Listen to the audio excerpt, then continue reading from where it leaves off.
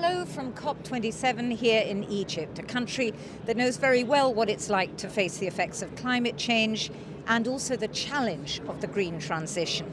I'm very happy to be joined by the Vice-President of the European Investment Bank, who's in charge of Egypt and the rest of the region, Gelsomina Vigliotti. Thanks for joining us. How can the EIB, as a public development bank, support Egypt in its green transition, do you think?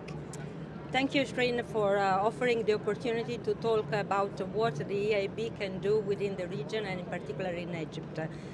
You know, the meaning of this COP in Egypt and in Africa is very much important because we know that the south of the world is part of the world which is most affected by the climate change and where the effect and the impact of the climate change will be felt more brutally. And in this regard, the particular year in COP27, we very much share the objective of the presidencies that is to look at the implementation. Actually, the international community made over the years many commitments. Now, the real proof is to put on the ground what we promised. And Egypt is a case where we are working very well, and together with the presidency, and other multilateral development banks, we help them to develop this NUAFI, that is the nexus between water,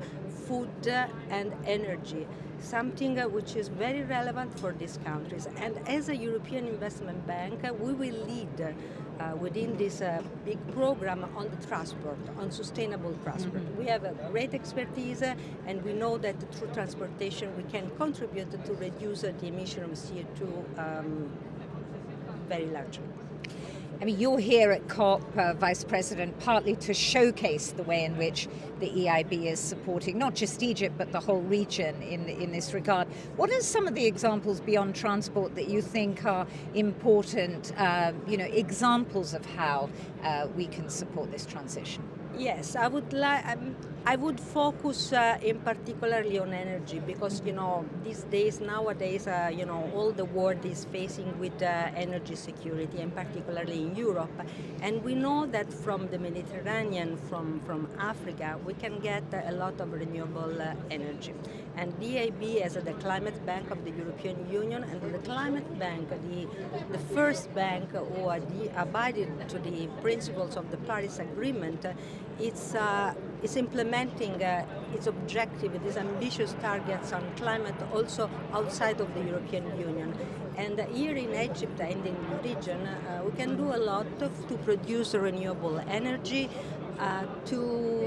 to push for the electrification, because we know that through electricity we can avoid using fossil fuels, and we can do also for the use of water that in this region is particularly relevant. You mentioned water, of course. I mean, clean energy is one thing.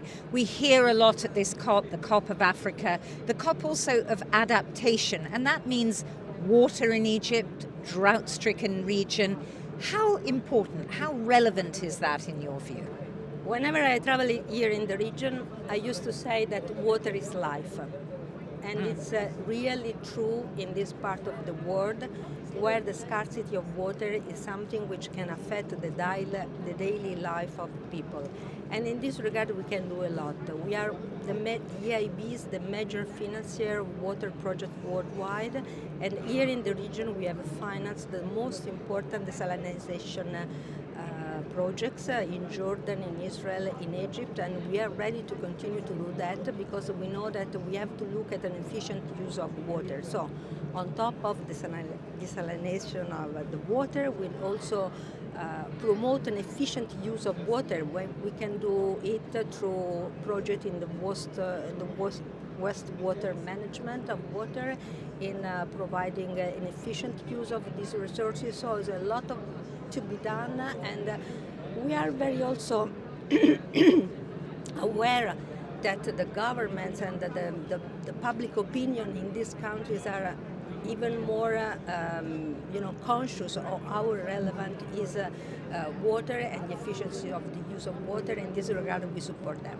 Thank you very much, Vice President. So a clear message there about the importance of water for this region, but also, as you said, it's all about the implementation.